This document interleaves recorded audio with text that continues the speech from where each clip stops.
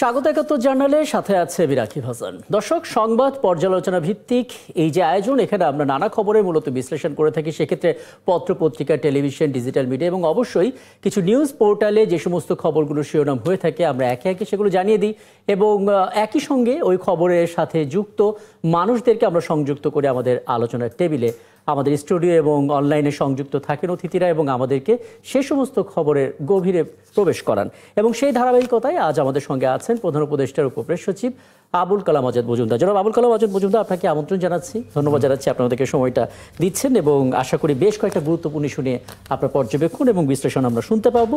এবং বলে রাখি দর্শক, এই যে আয়োজন, এই আয়োজনে নানা পর্যায়ে আমাদের একাধিক অতিথিরা ধাপে ধাপে যুক্ত হবেন এবং তাদের পর্যবেক্ষণগুলো আমরা জানার চেষ্টা করবো। তো আমাদের সহকর্মী ডলার মেহেদীকে দেখতে পাচ্ছি। ডলার, একটু বলবেন, শুরুতে একটা বিষয় স্পষ্ট করবেন, মানে আমরা বলছি যে এটা একটা কমিউনিটি সেন্টার, বিবাহবাড়ি কমিউনিটি সেন্টার, কোনো কোনো গণমাধ্যম বলছে এটা একটা পোশাক কারখানা। একটু স্পষ্ট করবেন যে ভবনটা আসলে কিসের ছিল এবং ও মানে 7টি ইউনিটের কথা আমরা শুনতে পাচ্ছি, সংখ্যাটা বেড়েছে কিনা, কতটুকু নিয়ন্ত্রণে আনা গেল এবং আগুনের সূত্রপাতি বা কিভাবে হলো কোনোভাবে জানা গেছে কিনা? ডলার।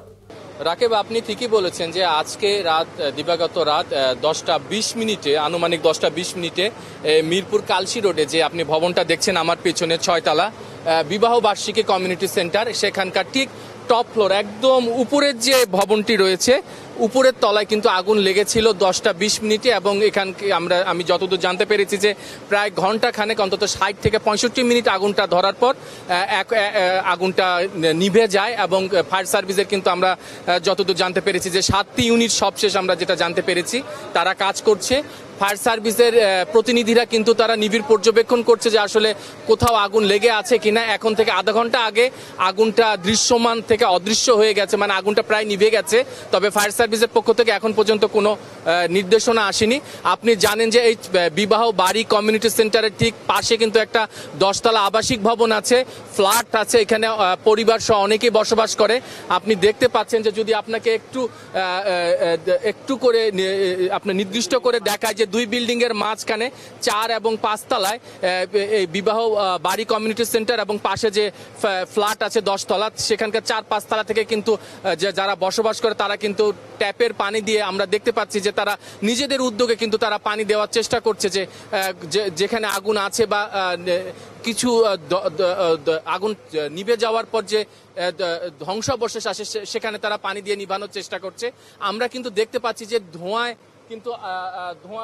এখনো কিন্তু ধোঁয়া আছে এবং এখানে কিন্তু ফায়ার সার্ভিসরা এখনো কিন্তু কোনো কিছু ঘোষণা দেয়নি। আমরা এখানকার একজন প্রত্যক্ষদর্শী যিনি একদম শুরু থেকেই আছেন তার কাছে জানতে চাবো যে আসলে আপনারা কি দেখেছেন, কি অবস্থা, কিভাবে আগুনটা লেগেছে, আপনারা কি দেখেছেন? এটা একটা গার্মেন্টস, এটা 8টা নাগাদ বন্ধ হয়ে যায়। 8টা নাগাদ বন্ধ হয়ে যাওয়ার পরে আপনার কাছে প্রথমে জানতে চাবো যে আমরা দেখতে পাচ্ছি এটা বিবাহ বাড়ি কমিউনিটি সেন্টার, এখানে এই 6তলা ভবনে কোন তলায় কি আছে এটা আপনি কি বলতে পারবেন? এটা 2 তলা হচ্ছে কমিউনিটি সেন্টার আর উপরের ফুল ও 4টা হচ্ছে গার্মেন্টস নিচের, এবং 3 আর 4টা একটু বন্ধ আছে, রানিং 5-6 ওটা রানিং আছে। হ্যাঁ, আর ওই 6তলাটা হচ্ছে আপনার 8টা নাগাদ বন্ধ হয়ে যায় অফিসটা। আচ্ছা, তাহলে আপনি বলতে চাচ্ছেন যে আগুন ধরার আগে এখানে কেউ ছিল না, সব বন্ধ ছিল? আচ্ছা, তারপরে এটা ঠিক 10টা একটু আগ পিস হবে, ওই সময় আগুনটা লাগে। 10টা 22 মিনিট। আচ্ছা, হ্যাঁ, ওইটাই বলছিলাম। ঠিক আছে, আগুনটা লাগে। তারপরে ফায়ার সার্ভিসকে আমি নিজেও ফোন দিছি, ফোন দেওয়ার পরে ওনারা প্রায় সময় 40-45 মিনিট পরে আসছে তারা। তারপরে আর কি তারা নিয়ন্ত্রণে আনতে পারছে। আচ্ছা, আপনারা কি দেখেছেন যে আমরা যতদূর জানি যে 10টা 20 থেকে 25 মিনিটে আনুমানিক আগুন ধরে এবং 7 থেকে 10 মিনিটের মধ্যে ফায়ার সার্ভিসের প্রথম ইউনিট চলে আসে? আচ্ছা, ফায়ার ব্রিগেড আসছে মিনিমাম 45 মিনিট পর, 10 নম্বর থেকে আমি বলি 5 মিনিট, যেখানে ফায়ার ব্রিগেড আসছে 10 নম্বর থেকে এই পথে 45 মিনিট পরে। আমাদের 10 নাম্বার হচ্ছে ফায়ার সার্ভিস, আমাদের 10 নাম্বার হচ্ছে ফায়ার সার্ভিসের ইউনিটটা। আমাদের 10 নাম্বার ফায়ার সার্ভিস ইউনিটটা এখানে আসতে হাইস্ট 5টা মিনিট সময়, 5 থেকে 10 মিনিট, কিন্তু ওনারা সময় আধা ঘন্টারও বেশি লাগাইছে। আচ্ছা, তারপর কি দেখলেন আপনারা? আমরা যতটুকু দেখছি কি আগুনটা এমন ছিল কি বলার বাইরে। তারপরে উনারা আসছে, উনারদের থেকে আগে আল্লাহ জানে কোথেকে আসছে, সেগুলো আমরা নাম জানি না, আমার মনে হয় মিরপুরের বাইরের থেকে আসছে। আচ্ছা, আপনি তো শুরু থেকে ছিলেন, আমি যতদূর জানতে পেরেছি, এবং এখানে এই আগুন ধরার পর থেকে এখন তো আমরা আগুন দেখছি না, কিন্তু এখন কি ওখানে কেউ কি আহত বা বা অসুস্থ হয়ে কেউ বের হয়েছে বা হাসপাতালে নিয়ে যাওয়া হয়েছে এমন কি না, না, এমন কাউকে আমরা পাইনি। আর ভিতরেও কেউ ছিল না, এমন কেউ আহত হয়নি। শুধু আমরা একজন সেনাবাহিনীকে দেখছি আহত হতে, আর একজন ফায়ার ব্রিগেডকে দেখছি আহত হতে, এছাড়া আমরা কাউকে আহত হতে দেখছি না। আর অফিস তো আজকে শুক্রবার অফিস বন্ধ। আমাদের কথা হলো কি, আজকে শুক্রবারে কি অফিস কিভাবে আগুন লাগে? অফিস বন্ধ হওয়ার পরে তো আগুন হয়। আর মেনলি হলো কি, এখানে বিবাহ বাড়ি কমিটি সেন্টার, আর এটা একটা পুরনো আল্লাহ গার্মেন্টস, যাকে অনেক পূর্ণ আমরা মনে হয় জন্ম হয়েছে। তাহলে আপনি বলতে চাচ্ছেন যে বিবাহ কমিউনিটি সেন্টারটা নিচের দোতলা আর উপরের 4 তলা হচ্ছে এগুলো বন্ধ গার্মেন্টস। হ্যাঁ, গার্মেন্টস। আর 5 তলা 6 তলা এটা টোটালি গার্মেন্টস। তা আজকে বন্ধ হওয়ার পরে এটা আগুন কিভাবে লাগে? আর যার বিয়ে হচ্ছে সে তো আজকে সেও ধ্বংস। পাশে যে আমরা দেখতে পাচ্ছি যে এখানে আবাসিক একটা ভবন আছে 10 তলা, এটা নতুন, এখানে তো কোনো ক্ষতি হয় না, আল্লাহর রহমতে কোনো ক্ষতি হয় না। ওনারা যত কেউ ছিল বাসার সবাই বেরিয়ে যে এখানেই দাঁড়ানো ছিল, ওনারা সবাই চলে আসছিল। প্লাস আমার মনে সবচেয়ে উপকারী কাজ হয়েছে, পাশের থেকে যারা পাইপ দিয়ে নিজের বাসার থেকে পানি দিয়েছে, সবচেয়ে উপকারী এটাই মনে হয়েছে আমাদেরকে। আপনি কি দেখছেন? মানে আমি তো আসার পরে দেখি এখানে মালিক পক্ষ ওখানে কান্নাকাটি করতেছে, আমি এটা দেখতে পাচ্ছি। ওনার বক্তব্য হচ্ছে উনি 8টা নাগাদ অফিস নিজে পরিদর্শন করে বন্ধ করে দিছে। আচ্ছা, তারপরে সে ভাবলো যে বন্ধ করার পরে কেন আগুন লাগলো। আচ্ছা, ঠিক আছে রাকিব, আপনি শুনলেন যে এখানে যারা আসলে প্রত্যক্ষদর্শীরা ছিলেন তারা কিন্তু বলছে যে আগুন ধরার তাদের অভিযোগ যে ফায়ার সার্ভিস প্রায় 40 থেকে 45 মিনিট পর আসছে, তারপরও কিন্তু তারা খুশি যে আগুনটা নিয়ন্ত্রণে এসছে। এবং যেহেতু এই 6 তলা ভবনের নিচের 2 তলা হচ্ছে কমিউনিটি সেন্টার এবং একটা কনফিউশন আসলে দূর হলো, কারণ বিবাহবাড়ি কমিউনিটি সেন্টার বাইরে থেকে দেখা যাচ্ছে, কিন্তু এখন জানা যাচ্ছে যে এর ভিতরে পুরাতন একটি গার্মেন্টসও ছিল আগে এবং পরবর্তীতে কিছু পোশাকও সেখানে রাখা হয়েছিল। বাকিটুকু আপনার অনুসন্ধানে তো বেরিয়ে আসবে। এবং কেন আসলে ফায়ার সার্ভিস আসতে দেরি হলো সেই ব্যাখ্যাটা নিশ্চয়ই তারা যদি ব্রিফিং দেয় সেখান থেকে আমরা জানতে পারবো। ধন্যবাদ যুক্ত হওয়ার জন্য। মেহেদী হাসান ডলার আমাদের সঙ্গে যুক্ত হয়েছিলেন। জনাব আবুল কালাম আজম মজুমদার, আসলে সময়টা এরকম যে আগুন লাগলে সেটা সহজভাবে এখন নেওয়ার কোনো সুযোগ নেই। আমরা এই মিরপুরে শিয়ালবাড়িতে আগুন লাগতে দেখেছি, কিছুদিন পর চট্টগ্রামে ইপিজেডে, তারপর এয়ারপোর্টে, ছুটির দিন অগ্নিকাণ্ড কমিউনিটি সেন্টারে, এবং স্থানীয়রা বলছিলেন যে ভেতরে তো কারো থাকারই কথা ছিল না। পুরো বিষয়টা আপনার পর্যবেক্ষণ সংক্ষেপে জানবো। এগুলো নিয়ে এত দ্রুত পর্যবেক্ষণ করা কঠিন। এগুলো আসলে দুর্ঘটনা হতে পারে, নাশকতা হতে পারে। এটা আগুনটা নেবার পরে যারা আগুনটা নেভাবে তারা চেক করে দেখবেন আসলে এটা কি হয়েছে। ছুটির দিন কারখানা বন্ধ থাকলে যে আগুন লাগতে পারবে না এরকম কোনো কথা নাই। বৈদ্যুতিক শর্ট সার্কিট থেকে আমাদের দেশে এর আগে আমি নিজেও যখন বিভিন্ন সময় ফায়ার ইনসিডেন্ট রিপোর্ট করেছি, আমরা বিভিন্ন সময় দেখেছি যে বেশিরভাগ আগুনের উৎস হয় বৈদ্যুতিক সার্কিট, বিশেষ করে এ ধরনের পুরনো বিল্ডিংগুলোতে, আপনার যেগুলোতে বৈদ্যুতিক সরঞ্জামগুলো যথাযথ প্রক্রিয়া থাকে না। তাছাড়া একটা বিল্ডিং যখন মাল্টিপল পারপাজে ব্যবহার করা হয় তখন কোন পারপাজে কে কোন দিক দিয়ে আসলে কার কোন ভুলে কোন অগ্নিকাণ্ডের সূত্রপাত হয়েছে এগুলো তদন্ত করে দেখার বিষয়। এটা আসলে খুব স্বাভাবিক একটা ঘটনা হিসেবে আমরা ধরে নিতাম, কিন্তু যখন ব্যাক টু ব্যাক এই ঘটনাগুলো ঘটছে আপনি মনে হয় খুব কম মানুষই পাবেন যারা খুব ইজিলি ব্যাপারটা নেবে।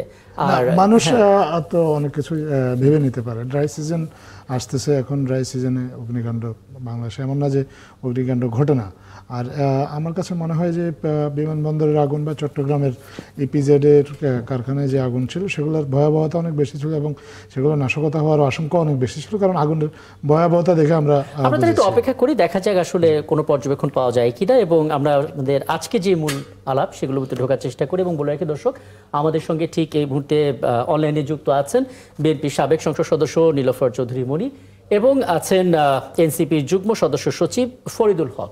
আমরা সবাইকে আমন্ত্রণ জানাচ্ছি, ধন্যবাদ জানাচ্ছি আমাকে সময়টা দেওয়ার জন্য। আমরা আলোচনায় যাওয়ার আগে একটা বিষয় নিয়ে একটু কথা বলতে চাই এবং শুরুটা করতে চাই ফরিদুল হক আপনাকে দিয়ে, কারণ সন্ধ্যায় আসলে এনসিপি যে আয়োজনটা ছিল সেই আয়োজনে অনেকগুলো বিষয় আসলে নেতারা বলেছেন যেগুলো আমরা আসলে সংবাদে শিরোনামে রেখেছি এবং সেগুলো নিয়ে আলোচনা অনেক জায়গাও রয়েছে।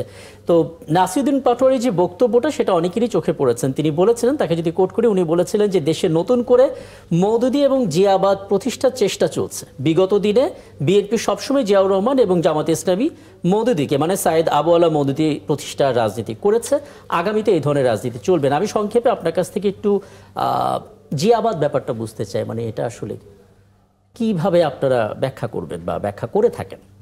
জি ধন্যবাদ আপনাকে। এবং সম্মানিত সহ আলোচক, দর্শকদেরকে শুভেচ্ছা। এটা আসলে নাসিরুদ্দিন পাটোয়ারী সাহেব বলছেন, ওনাকে জিজ্ঞেস করলে ভালো হইতো। আমরা তো আসলে দলীয়ভাবে জিয়াবাদ নামে কোনো কিছু ব্যাপারে কোনো স্ট্যান্ড এখন পর্যন্ত নেইনি। এটা নাসিরুদ্দিন পাটোয়ারীর ব্যক্তিগত বক্তব্য। আমি যেটা বুঝি সেটা হচ্ছে যে মানে এটা অনেকটা রেটোরিক্যালি বলা, পলিটিক্যাল রেটোরিক হিসেবে বলা। ব্যাপারটা হচ্ছে যে বাংলাদেশে রাজনীতিতে ব্যক্তিকে কাল্ট আকারে হাজির করা এবং ওই ব্যক্তির কাল্টকে সামনে রেখে রাজনৈতিক দলগুলো তাদের নিজেদের ধরেন কি বলে যে নিজেদের ধরেন প্রভাব প্রতিপত্তি বিস্তার, ক্ষমতাকে সুসংহত করা, ক্ষমতায় যাওয়ার টুলস হিসেবে সেই কাল্টকে ব্যবহার করা এবং ক্ষমতায় যাওয়ার পরে ওই কাল্টকে সামনে রেখে যত ধরনের অপকর্ম করা যায় সেগুলো করা, এই চর্চাটা আমরা বাংলাদেশের রাজনীতিতে এর আগে দেখেছি। তো এইরকম চর্চা ধরেন পুরনো রাজনৈতিক দলগুলোর ভেতরে আছে, এটা খুব স্বাভাবিক, আমরা এখনো দেখতে পাই বিভিন্ন জায়গাতে। আর জামাত ইসলামী তো ধরেন মনে করেন যে জামাত ইসলামীর কথা আপনি যেটা বলছেন, জামাত ইসলামী তো ঘোষিতভাবে মৌদুদিবাদের রাজনীতি করে এবং তারা তো ধরেন একটা ইডিওলজিক্যাল পলিটিক্যাল দল, তাদের একটা মৌদুদিবাদ তাদের ইডিওলজি। হ্যাঁ, পলিটিক্যাল ইসলামের নামে মৌদুদিবাদ তাদের আসলে একটা ইডিওলজি। তো তারা এটা করে। এখন এইরকম ধরেন মানে এরকম ব্যক্তিবাদ কিংবা কোনো চিন্তার যে বাদ, যেটাকে আমরা ইডিওলজি বলি, হ্যাঁ, মতাদর্শ, এই মতাদর্শিক রাজনীতি বাংলাদেশকে ধরেন অনেক পেছনে ঠেলে দিয়েছে। এখন আমাদেরকে আসলে ধরেন মানে যে কোনো ব্যক্তির মতবাদ কিংবা ব্যক্তির কর্ম, সেটাকে আসলে অবজেক্টিভলি দেখার ব্যাপার আছে। কোনো ব্যক্তি আসলে ভুলের ঊর্ধ্বে নয়। ব্যক্তির যেমন সফলতা আছে, ব্যক্তির ধরেন সমালোচনাও আছে, কিন্তু যখন কাল্ট আকারে ব্যক্তিকে হাজির করা হয়, ব্যক্তির চিন্তাকে যখন কাল্ট আকারে হাজির করা হয়, তখন ব্যক্তির কোনো সমালোচনা এবং ওই কাল্ট যখন ক্ষমতাসীন হয় কিংবা শক্তিশালী, যখন তার পেছনে যখন শক্তিশালী ধরেন অর্গানাইজেশন থাকে কিংবা শক্তিশালী ক্ষমতা থাকে, তখন ওইটা হয়ে যায় সমালোচনার ঊর্ধ্বে। আপনাদের মনে থাকার কথা যে ফ্যাসিবাদী আমলে শেখ মুজিবের সমালোচনা করা যাবে না, শেখ মুজিবের কোনো কথার সমালোচনা করা যাবে না। এইটা হইলে এমন আছে যে ধরেন আইন কানুনও লাগতো না, ধরেন ওই রাজনৈতিক দলের নেতাকর্মীরা ধরেন ঝাঁপিয়ে পড়তো, হামলা করতো। এটা যে কাল্ট আকারে হাজির করা হয়েছে এবং জোরপূর্বক ইচ্ছায় অনিচ্ছায় যে করেই হোক ভাস্কর্য তৈরি করা হয়েছে এবং স্পেশাল দিনগুলোতে উদযাপন করতে বাধ্য করা হয়েছে, এ খবর তো নতুন নয়। কিন্তু সেই পাল্লাই বা সেই আয়না দিয়ে আসলে জিয়াবাদের ব্যাখ্যাটা দেয়াটা কতটুকু যৌক্তিক বা কতটুকু যায়, সেটা একটা প্রশ্ন বটে। আমি বিরতিতে যাওয়ার আগে ছোট করে এই বিষয়ে নীলোফার চৌধুরী মুনি আপনার একটা মতামত জানতে চাই। বিএনপি রাজনীতি আপনি দীর্ঘদিন ধরে করছেন, আপনার চাইতে আসলে ঠিক এই মুহূর্তে আমাদের মাঝখানে বিএনপির পক্ষ থেকে এই বিষয় নিয়ে বক্তব্য আর কেউ স্পষ্টভাবে দিতে পারবে না। আপনার জায়গা থেকে একটু মন্তব্য জানছিলাম। জি, ধন্যবাদ আপনাকে যারা শুনছেন। সবচেয়ে দুঃখজনক কি জানেন, যে মানে কথা বলতে পারলেই আজকালকার যারা রাজনীতি করে, রাজনীতির মানুষগুলো সত্যকে অসত্য, অসত্যকে সত্যে পরিণত করতে মানে চরম ভাবে তারা মুখিয়ে থাকে এবং এই জন্যই বাংলাদেশের গণতন্ত্রটা কখনোই হালে পানি পায় না। আপনি শহীদ প্রেসিডেন্ট জিয়াউর রহমান, এই যে জিয়াবাদের কথাটা বললো, শহীদ প্রেসিডেন্ট জিয়াউর রহমানের রাজনীতি যদি বিশ্লেষণ করে, বাংলাদেশ প্রতিষ্ঠিত হওয়ার পরে, বিশেষ করে আগে বা পরে যখনই হোক, এই মানুষটার মতো একজন মানুষ কোথায় পাওয়া যাবে আপনি বলেন? তার সামাজিক পরিস্থিতি, অর্থনৈতিক পরিস্থিতি, নৈতিক পরিস্থিতি সবগুলো যদি আমরা বিবেচনা করি এবং দেখেন, আমরা নিজেরা অনেক সময় বলি আমরা শহীদ প্রেসিডেন্ট জিয়াউর রহমানকে ওইভাবে ধারণ করতে পারি না, লালন করতে পারি না, এই জন্য আমরা ভোগ বিলাসিতায় চাকচিক্যে আমরা মত্ত থাকি। সেই মানুষটাকে নিয়ে যদি জিয়া কাল্টের কথা আসে, এটা অত্যন্ত দুঃখজনক, অত্যন্ত নেক্কারজনক। শহীদ প্রেসিডেন্ট জিয়াউর রহমান এমন একজন মানুষ ছিলেন, কখনোই নিজের ঢাকঢোল কখনোই উনি পিটাতেন না, ওনার দলও ওইভাবে পিটান না। আমরা যদি শেখ হাসিনা 15.5 বছরের আপনি যদি বাদ দেন, তাহলে বিএনপির চেয়ে বেশি দিন দেশ পরিচালনা খুব কম দল করে নাই কেউ। সেই জায়গায় বিএনপি কিন্তু এরকম কোনো অহংবোধ ছিল না বিএনপি। আপনারা দেশনেত্রী বেগম খালেদা জিয়াকে পরবর্তীতে দেখেছেন যে একজন মানুষ, সে কিনা বাংলাদেশের মানুষের মঙ্গল চায়, উন্নতি চায়, উন্নয়ন চায় প্রত্যেকটা সেক্টরে। এবং উনি কি বলেছিলেন তার 1/11 সময়, যে আমার 2 ছেলে ছাড়াও সমস্ত বাংলাদেশে আমার সন্তান আছে। এই যে আমার 2 ছেলেই একমাত্র আমার সন্তান না, অথচ শেখ হাসিনা কিন্তু বেশ সুন্দর বিদেশ পাড়ি দিয়েছিলেন। সেই দিন যদি দেশনেত্রী বেগম খালেদা জিয়া বিদেশে যেতেন, আজকে কি এই এই অবস্থা হতো? একদম আজকের ইতিহাসটা নীলোফার চৌধুরী মনি, আমি যদি আপনাকে একটু থামাই, আমাকে একটা বিরতিতে যেতেই হচ্ছে, কারণ 12টা বাজলে একটা শিরোনাম দর্শকদেরকে দেখাতে হবে। আমি বিরতি থেকে ফিরে এসে এখানটা নিয়ে আলাপ করবো, সাথে আরেকটি বিষয় একটু যুক্ত করার চেষ্টা করব। সেটা হচ্ছে যে যতই এরকম বোর্ডলি কথা বলা হোক না কেন, দিন শেষে নির্বাচনী বোঝাপড়ায় বিএনপি এবং এনসিপি আছে, তেমন একটা ইঙ্গিতও পাওয়া গেছে। সেই বোঝাপড়ার জায়গাটা কেমন সেটা একটু বুঝে নেওয়ার চেষ্টা করবো। ছোট্ট একটা বিরতি পর ফিরে এসে দর্শক আপনারা আছেন ৭১ জানালে ছোট্ট একটা বিরতি পর ফিরছে, আমাদের সঙ্গে থাকবে। দর্শক, আমরা দেখে নিলাম দেশের অন্যান্য টেলিভিশন চ্যানেলের শিরোনামগুলো এবং অনেকগুলো বিষয় আসলে উঠে এসেছে। আমি আবারও ফিরবো। নীলোফার চৌধুরী মনি, আপনি বলছিলেন একটু শেষ করবেন আপনার ওই অংশটা, সাথে এটাও একটু যুক্ত করে দেবেন, কারণ আজকে সারাদিনে বিএনপির বেশ কিছু বক্তব্য আসলে শিরোনামে আছে, সেগুলো নিয়ে পরবর্তীতে আসবো। তার আগে নির্বাচনী যে বোঝাপড়া দিকে বিএনপি আসলে আগ্রহী, সেই বোঝাপড়াটা আসলে কেমন, মানে এনসিপির সাথেও যদি হয়ে থাকে, সেই নেগোসিয়েশনটা আসলে কিসের প্রেক্ষাপটে হবে? জি, দেখেন, বিএনপি নির্বাচনী বোঝাপড়া, আপনার বিএনপি এই এই অবস্থায় আজকে পর্যন্ত অবস্থায় আসার অনেক আগে 31 দফা যখন থেকে 31 দফা বাস্তবায়নের কল্পে কাজ করছে, তখন থেকে বিএনপি কিন্তু বলছিলেন যে বিএনপি একটা জাতীয় সরকার গঠন করতে চায়। জি, বিএনপি সবাইকে নিয়ে, বিএনপির জন্য দরজা সবার জন্য উন্মুক্ত, অন্যান্য রাজনৈতিক দলগুলো যার যেটা, বিএনপি যত ভোটেই পাশ করুক না কেন, এই 5ই আগস্টের পরে বিএনপি কিন্তু বারবার এই কথাটাই বলেছেন যে বিএনপি ছোট দল, বড় দল, মাঝারি দল সবাইকে নিয়ে সরকার গঠন করতে চান, এবং এই জন্য বিএনপির সাথে যে কেউ কথা বলতে পারেন। ইতিমধ্যে বিএনপির সাথে অনেকগুলো জোট মিলে বিভিন্নভাবে কথা বলছেন, তাদের সাথে বিএনপি কথা বলছেন, নেগোসিয়েট করার চেষ্টা করছেন। এনসিপিও যেহেতু একটা দল, সেহেতু এনসিপি কথা বলতেই পারে, একটা ইন্ডিভিজুয়াল দল হিসেবে সে যে কোনো সময় কথা বলতে পারে, তার যার সাথে ভালো লাগবে, নেগোসিয়েশন করলে মনে হবে যে সে রাষ্ট্রের একটা অংশ হতে পারবে, সেখানে সে যাবে। এইখানে আমাদের দলের থেকে কোনো, আমার মনে হয় না যে ওই ধরনের কোনো নিষেধাজ্ঞা আছে যে এর সাথে যাওয়া যাবে না, তার সাথে যাওয়া যাবে না, এই ধরনের কোনো নিষেধাজ্ঞা নাই। যাদেরকে নিয়ে নিষেধাজ্ঞা থাকার কথা ছিল তারা তো এমনিতেই নাই। সেই জন্য বলছি, ছোট বড় মাঝারি যে কোনো দলই চাইলে বিএনপির সাথে নেগোসিয়েশন করতে পারে, বিএনপি তার সাধ্য মতো ছাড় দিতে পারে। ছাড় দিতে পারে না শুধু, বিএনপি বলেছেন দিবে।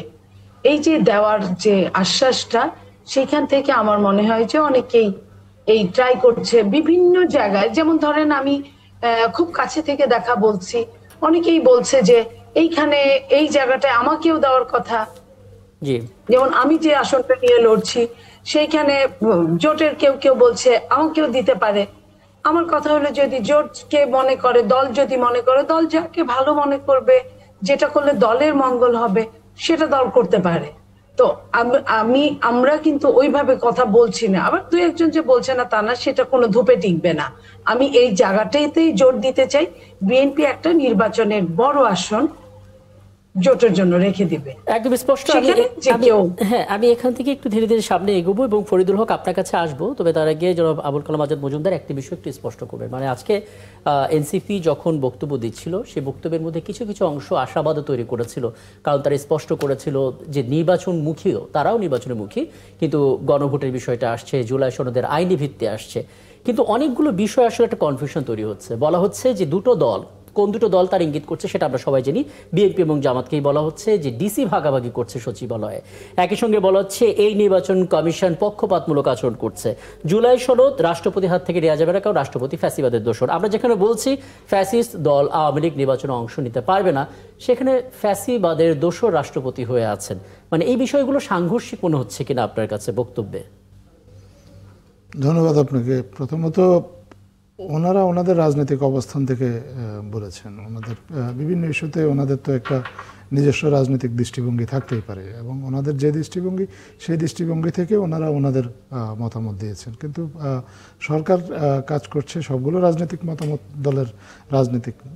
দলের মতামত নিয়ে। সরকার সবার কথাই শুনছেন, ওনাদের কথাও শুনেছেন, এবং অন্য যারা বড় দল আছেন তাদের কথাও শুনেছেন। এবং আপনি যে ডিসি ভাগাভাগির কথা বলেছেন, এই অভিযোগটা আমার কাছে মনে হয় এটা একটু প্রিমেচিউরড, এই কারণে যে আপনার রাজনৈতিক দলগুলোকে কিন্তু মাননীয় প্রধান উপদেষ্টা নিজেই আশ্বাস দিয়েছেন যে আপনার এই যে প্রশাসনে যে রদবদল হবে উনি এটা নিজ দায়িত্বে করবেন। জনপ্রশাসনের মন্ত্রণালয়ের দায়িত্বপ্রাপ্ত উপদেষ্টা হিসেবে এইটা ওনার হাতেই থাকবেন এবং উনি সরাসরি এটা তদারক করবেন। আমি মনে করি যদি মাননীয় প্রধান উপদেষ্টার উপর রাজনৈতিক দলগুলোর যেহেতু আস্থা আছে, আমি বিশ্বাস করি যে উনি কীভাবে এই প্রক্রিয়াটা সম্পন্ন করেন সেটা দেখা পর্যন্ত ওনার অপেক্ষা করা উচিত। আর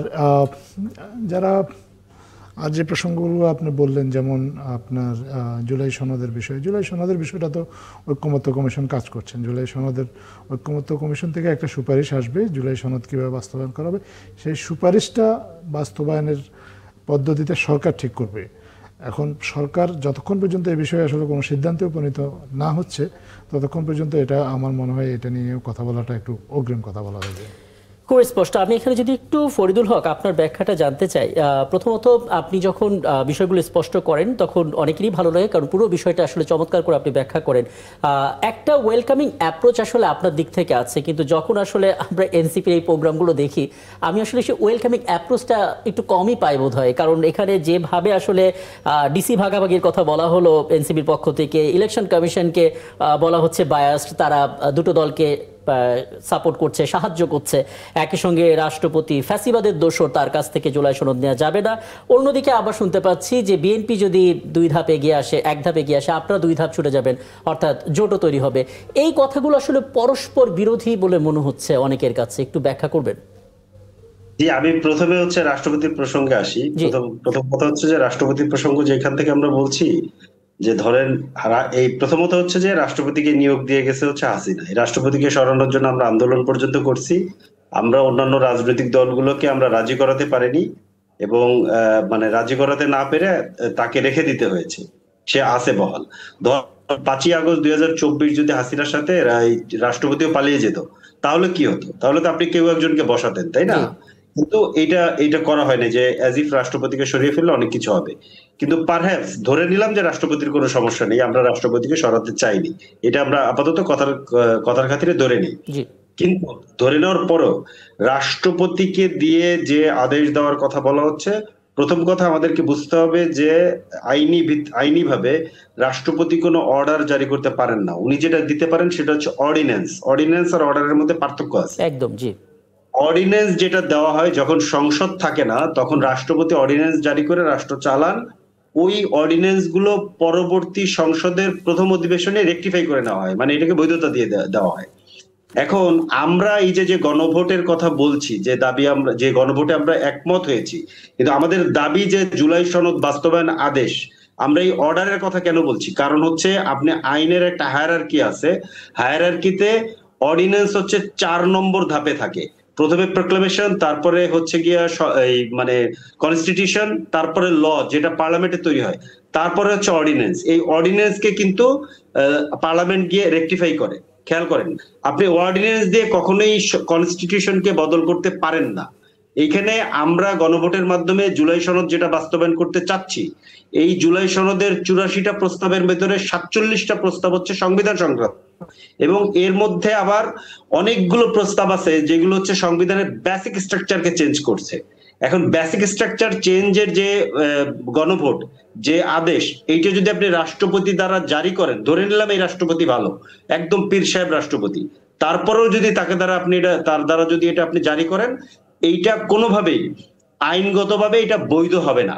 কারণ কনস্টিটিউশন যেটা চেঞ্জ হবে সেটা তো আপনার ধরেন অর্ডিন্যান্সের মাধ্যমে হতে পারে না।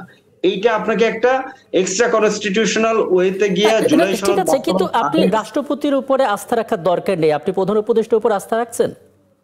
জি, এটা প্রধান উপদেষ্টা ছাড়া বাংলাদেশ এই মুহূর্তে অন্য কোনো অথরিটি। তাহলে এই মতবিরোধ হওয়ার এখনো কোনো গ্রাউন্ড আছে যেখানে রাষ্ট্রপতি হুট করে একটা ডিসিশন নিয়ে নেবেন? এরকম গ্রাউন্ড কি এখনো বাংলাদেশে আছে? হুট করে ডিসিশন বুঝিনি, কি ডিসিশন নেবে? একটা বিষয়ে যদি 3-4টা রাজনৈতিক দল একমত হয়ে যায়, সেই জায়গা থেকে একটা ডিসিশন আসার জন্যই তো ঐক্যমত্য কমিশন, যেটা একটা দীর্ঘ সময় ধরে চলছে। কিন্তু এমন প্রেক্ষাপট কি এখন আছে যেখানে রাষ্ট্রপতি চাইলেই একটা অর্ডিন্যান্স জারি করে ফেলতে পারে? না, রাষ্ট্রপতি এই ইস্যুতে তো অর্ডিন্যান্স জারি করতে পারে না। রাষ্ট্রপতি তো ধরেন অটোনমাস বডি না। রাষ্ট্রপতি তো গিয়া প্রধানমন্ত্রী অথবা প্রধান উপদেষ্টার পরামর্শক্রমে এটা করবে। তাহলে এই কনফিউশনটা কি এখন আর আসবে রাষ্ট্রপতির ভূমিকা নিয়ে? তিনি আসলে কোন ভূমিকা পালন করবে? না, রাষ্ট্রপতির ভূমিকা নাই এখানে। রাষ্ট্রপতি চাইলে এটা পারবে কি পারবে না আমি ওই প্রসঙ্গেই তো যাচ্ছি না। আমি বলছি যে এটা আইনগতভাবে এটা বৈধ হবে না, এটার কোনো ওয়ে নাই। আচ্ছা, আমি একদম পরিষ্কার। আমি আবারও একটু আরপিও প্রসঙ্গে আসি।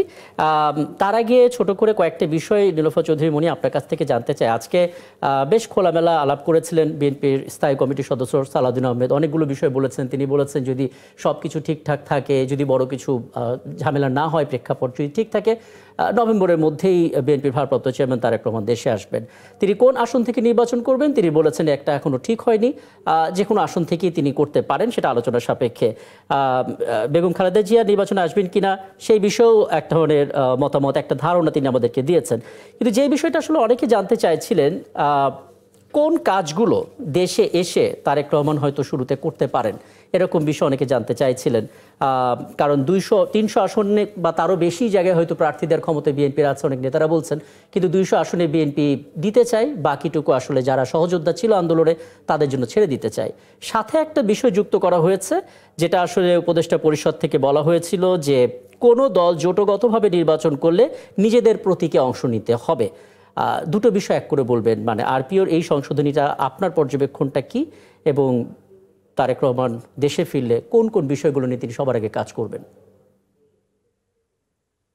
ধন্যবাদ। দেখেন, আপনি তো নিজেই আপনার প্রশ্নের উত্তরে চলে আসলো, প্রশ্নগুলোর মধ্যে উত্তর ছিল যে স্থায়ী কমিটির সদস্য আমাদের সালাউদ্দিন সাহেব বলেছেন যে নভেম্বরের মধ্যে সবকিছু ঠিকঠাক থাকলে উনি চলে আসবেন।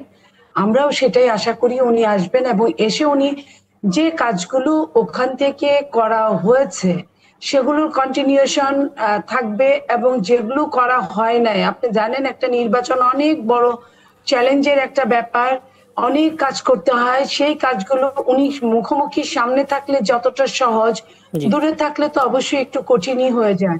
উনি আসলে বাকি কাজগুলো যেগুলো দূরে থেকে কষ্ট করে করতে হতো, সেটা কষ্টটা সহজলভ্য হয়ে যাবে। যে কোনো আনসারটা ওনার কাছে সরাসরি ওনাকে বুঝিয়ে কিংবা ওনার কাছ থেকে নেওয়া সহজ হবে প্রত্যেকটা নেতা কর্মী। সেই জায়গাগুলো উনি কাজ করবেন। এবং অবশ্যই এই কথাটাও ঠিক যে আমাদের মহাসচিব মহোদয় ক্লিয়ার করেছেন কে দেশের প্রাইম মিনিস্টার হবেন যদি বিএনপি আগামী নির্বাচনে রাষ্ট্র পরিচালনার দায়িত্বে আসেন। তাহলে যদি দেশনেত্রী বেগম খালেদা জিয়া সুস্থ থাকেন, অবশ্যই উনি হবেন। এই ক্ষেত্রে আমাদের নেতা তারেক রহমান সাহেব উনি কিছুই বলবেন না, উনি খুশিই হবেন। আর যদি উনি ওনার শারীরিক অবস্থা যদি অবনতি থাকে, তাহলে আমাদের নেতা জনাব তারেক রহমান সাহেব এখানে আসবেন। এটা আমরা সবাই মিলে তাই চাই।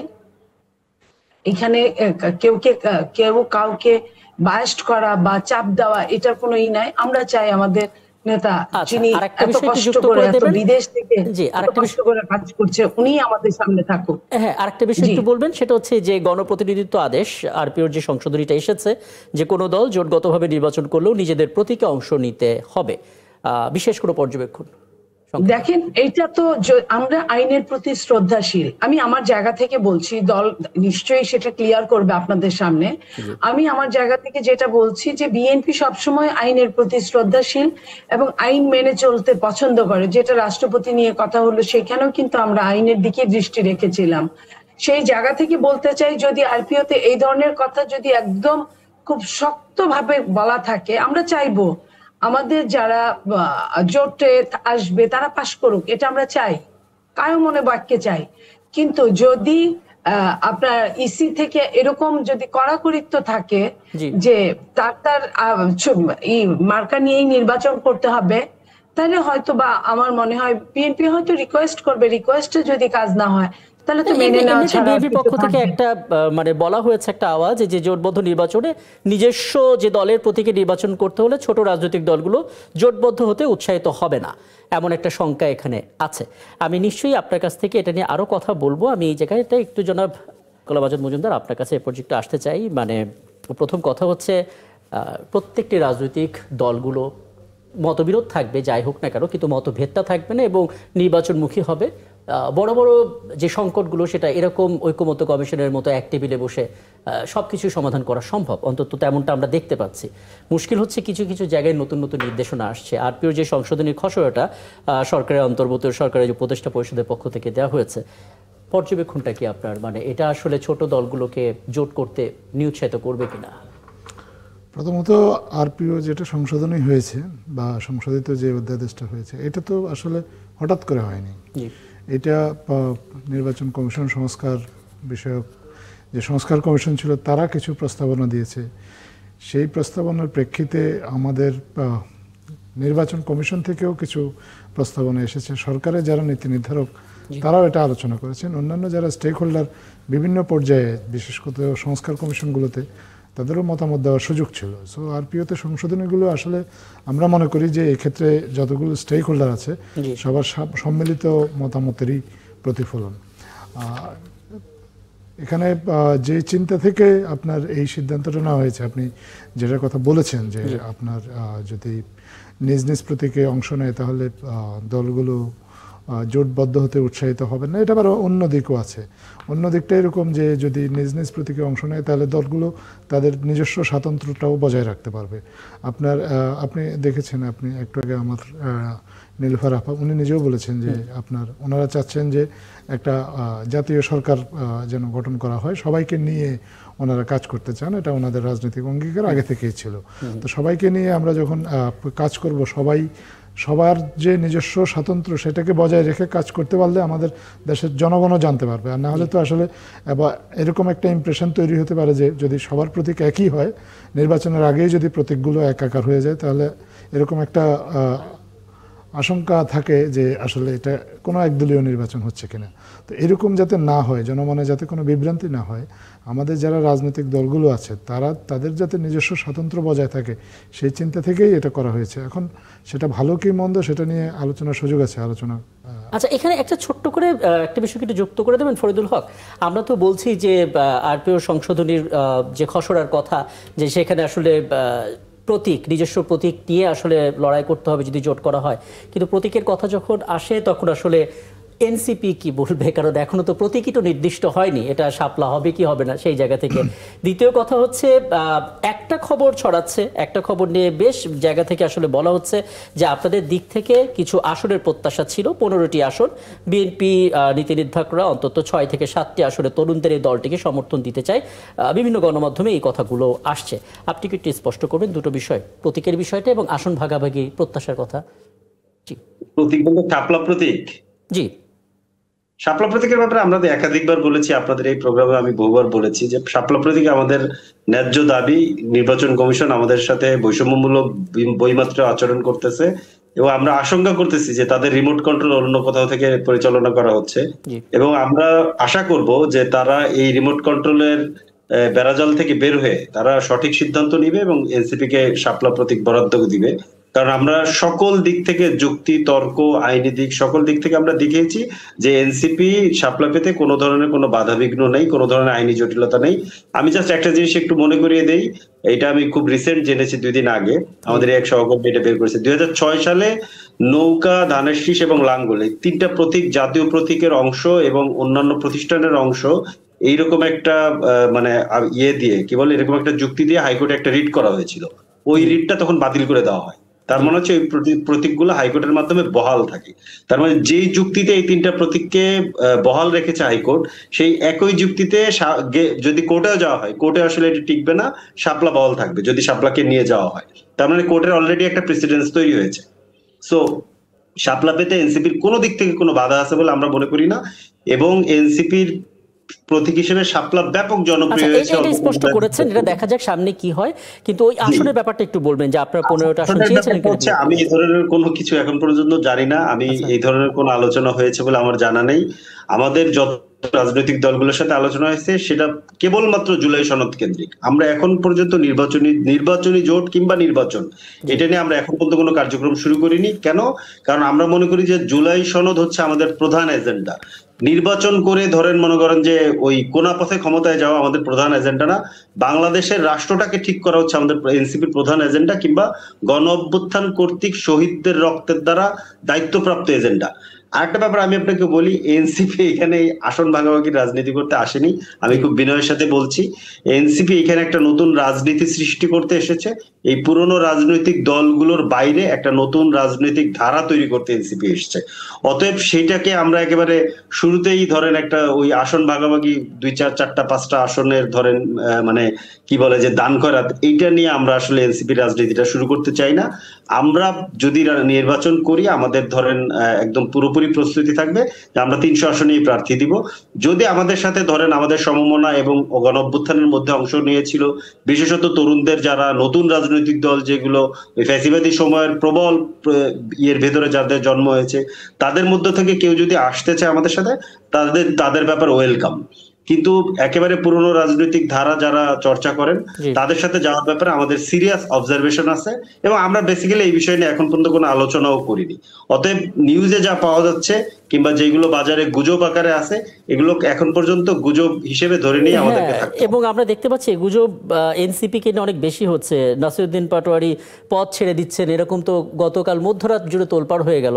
যদি ঘুমটা নষ্ট করছে গতকালকে বৃহস্পতিবার রাত, আজকে শুক্রবার। এবং আমাদের সহকর্মী যিনি আছেন রাশেদ আরিস, তিনি কিন্তু একদম শেষ মুহূর্ত পর্যন্ত বলছিলেন আমি খোঁজ নিই, এবং পরবর্তীতে তিনি নিশ্চিত করেছেন যে এটা গুজব, এটা যেন আমরা আসলে সচেতন থাকি। যাই হোক, আমি সবশেষ নিরুপা চৌধুরী মনি আপনার বক্তব্য দিয়েই আলাপটা শেষ করব, বিরতিতে যাব। সেটি হচ্ছে যে বলা হচ্ছে নতুন ধারার নতুন ধরনের রাজনীতি করতে চাই এনসিপি, নতুন রাজনৈতিক বন্দোবস্ত এমন কিছু তারা করবে যেটা আসলে জনগণ প্রত্যাশা করছে এবং আগে কখনো পায়নি। আত্মবিশ্বাস অন্তত তৈরি হবে, কারণ তারা রণাঙ্গনে ছিলেন গণ অভ্যুত্থানের সময়, একটা আস্থা তৈরি হয়েছে।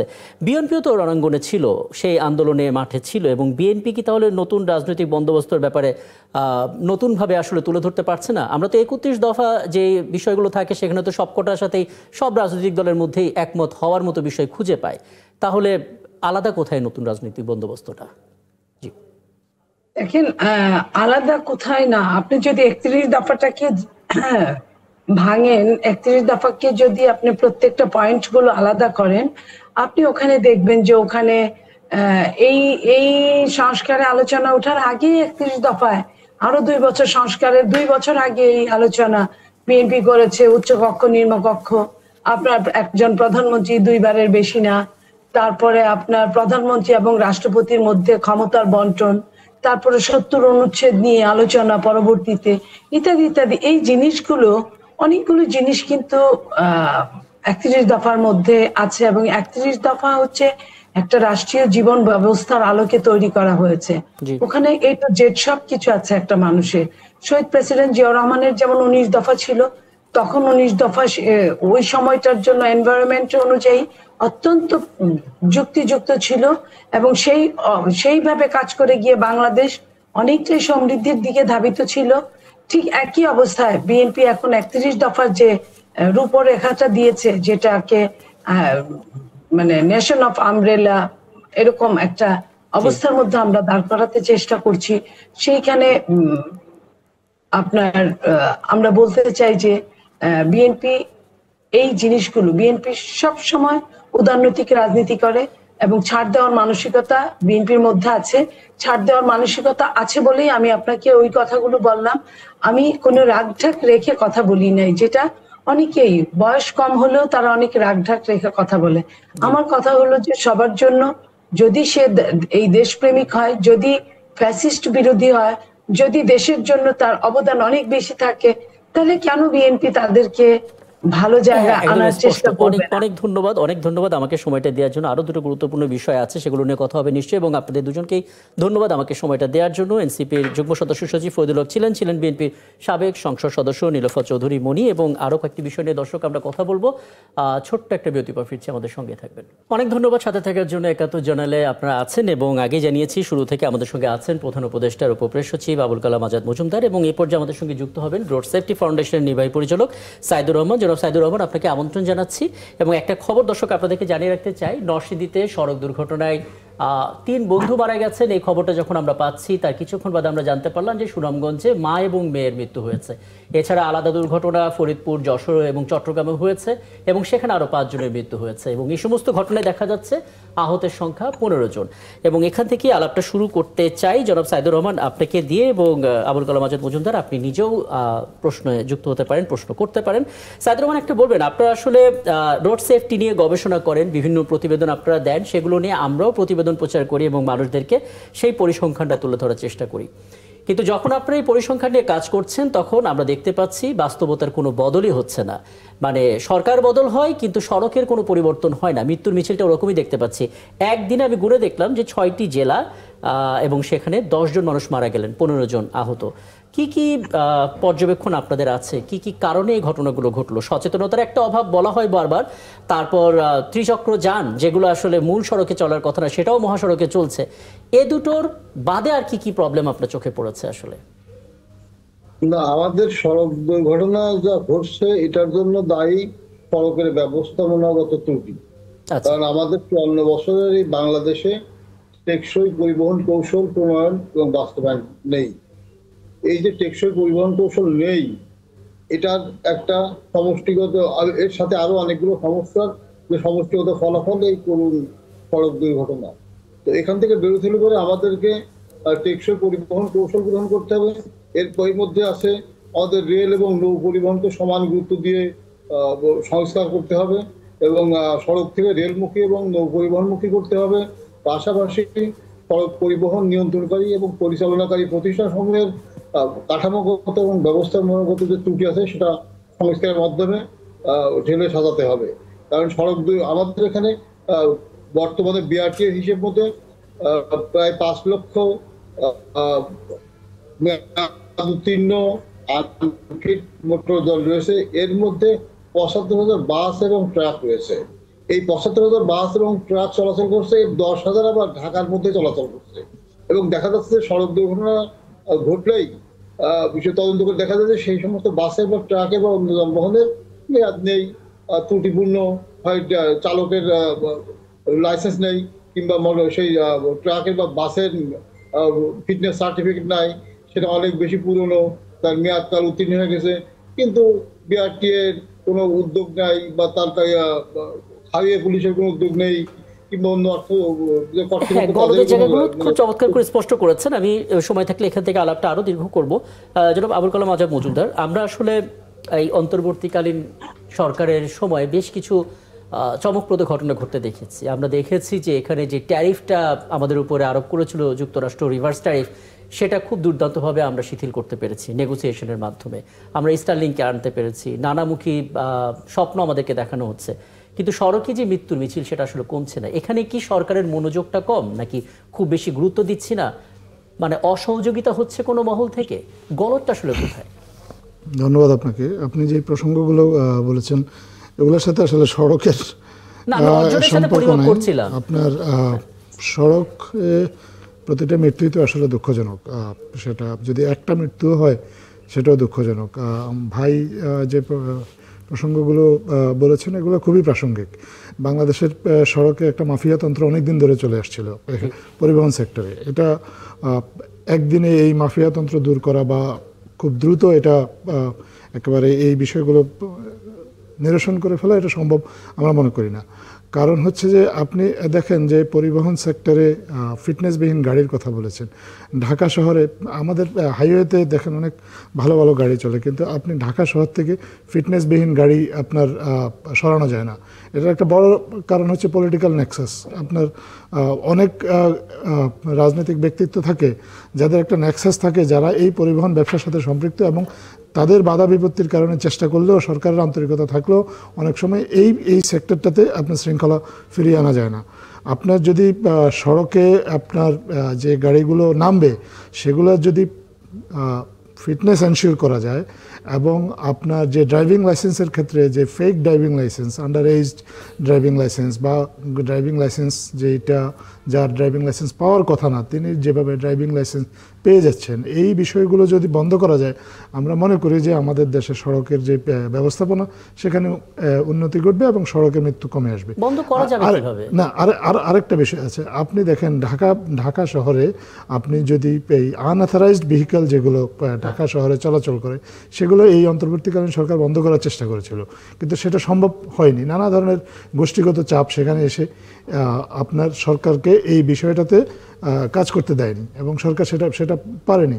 এবং যে হাইওয়েগুলোতে আপনার এখন কিন্তু এই যে আনঅথরাইজড ভেহিকল এটা যে শুধুমাত্র আপনার এই ঢাকা শহরে চলছে তা না, হাইওয়েগুলোতেও এটা আপনার বন্ধ করা সম্ভব হয়নি এবং এটা আসলে দিন দিন বাড়ছে। এক্ষেত্রে সরকারের আন্তরিকতার কোনো অভাব নেই, কিন্তু যত ধরনের স্টেক হোল্ডার আছে সড়কে প্রত্যেকটা স্টেক হোল্ডার যদি আন্তরিকভাবে সহযোগিতা না করে তাহলে এই মাফিয়াতন্ত্রটাকে আসলে নিয়ন্ত্রণ করাও সম্ভব না এবং সড়কে আমাদের যে মৃত্যুর মিছিল এটা থামানো কঠিন।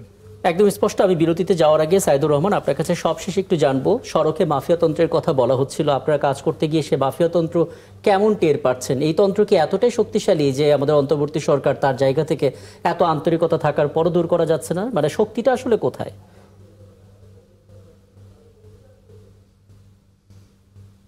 না, আমি মাফিয়া চক্র বা স্টেক হোল্ডার মানে খুব শক্তিশালী সেটা মনে করি না। এটা ছিল সরকারের একটা সদিচ্ছার প্রয়োজন ছিল, কারণ যখন রাজনৈতিক সরকার থাকে তখন তাদের রাজনৈতিক সদিচ্ছা থাকে না। আবার এই সরকারেরও কোনো সদিচ্ছা নেই, কারণ এই সরকার রাষ্ট্রের বিভিন্ন রাষ্ট্রীয় প্রতিষ্ঠান সংস্কারের জন্য কমিশন গঠন করেছে, কিন্তু সড়ক পরিবহন সংস্কারের জন্য কোনো কমিশন গঠন করে নাই। মানে সরকার গুরুত্বই দেয় না ব্যাপারটাকে, কারণ সরকারের তো একটা সদিচ্ছা থাকতে হবে, তার সক্ষমতা বৃদ্ধি করতে হবে, সেই উদ্যোগটাই গ্রহণ করা নাই। শুধুমাত্র কমিটি গঠন আর সুপারিশ তৈরি, এর মধ্যেই পূর্বের সরকার যেমন ঘুরপাক খাচ্ছিল, এই সরকারের কমিটি গঠন এবং সুপারিশের মধ্যেই ঘুরপাক খাচ্ছে, কিন্তু কাজের কাছে কিছু অনেকগুলো খাত আছে জনাব সাইদুর রহমান, অনেকগুলো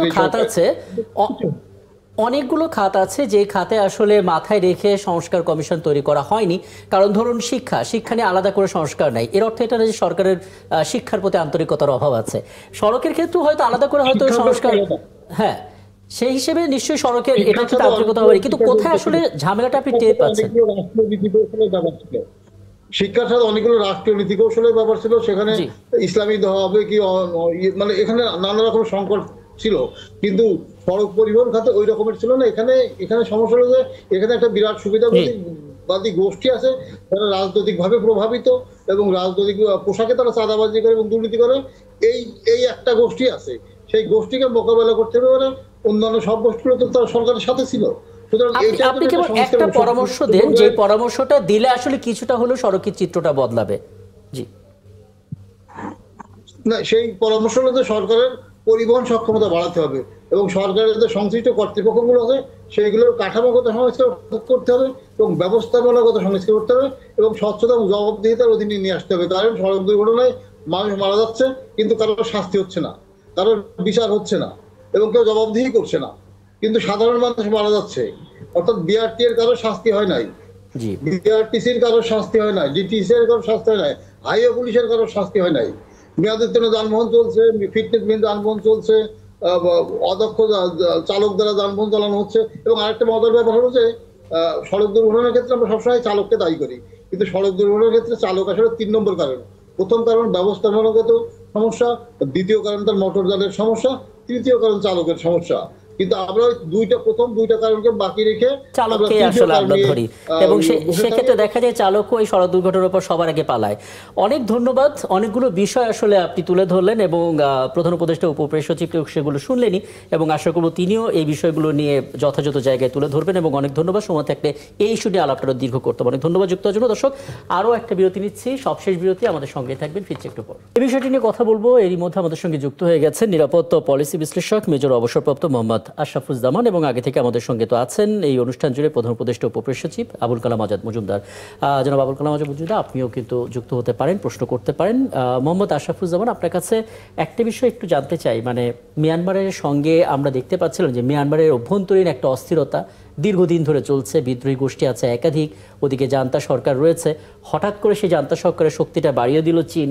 এখন প্রশ্ন হচ্ছে বাংলাদেশের জন্য এই ব্যাপারটা আমরা কিভাবে দেখব, কোনো ধরনের ঝুঁকি আমরা টের পাচ্ছি কিনা, এবং যেহেতু একটা বিপুল সংখ্যক রোহিঙ্গাদের আমরা আশ্রয় দিয়েছি এবং আমরা অপেক্ষা করছিলাম একটা ভালো নেগোসিয়েশনের, তখনই ওই দেশে আবার নতুন করে একটা ঝামেলা বেঁধে গেল। কি বলবেন এই দুটো বিষয় একত্রে? জি, আপনাকে অনেক মোবারকবাদ, সবাইকে সালাম এবং শুভেচ্ছা। জি, মায়ানমার হচ্ছে এমন একটা দেশ যে দেশে আপনার 135টা এথনিক গোষ্ঠী আছে। আবার 1948 সালের আগে, স্বাধীনতার আগে এটা দীর্ঘদিন ছিল ব্রিটিশ শাসনাধীনে। তো 1948 সালে মার্চে স্বাধীন হওয়ার পরে এটা কিছু সময় তাদের একটু মানে গণতান্ত্রিক শাসন ব্যবস্থা ছিল। এখানে উল্লেখ্য যে গণতান্ত্রিক শাসন ব্যবস্থায় দেশের বিভিন্ন অঞ্চল বা বিভিন্ন যে গোষ্ঠীগুলো আছে তারা তাদের মত প্রকাশের সুযোগ পায়। সেই জন্যে কেন্দ্রীয় শাসনের সাথে একটা সমন্বয় করে চলতে পারে। তো 1962 সালে নেউইন, জেনারেল নেউইন ক্ষমতা দখল করেন এবং তারপরে থেকে মোটামুটি এই ধারাবাহিকতায় সামরিক শাসন বিভিন্ন পর্যায়ে হচ্ছে।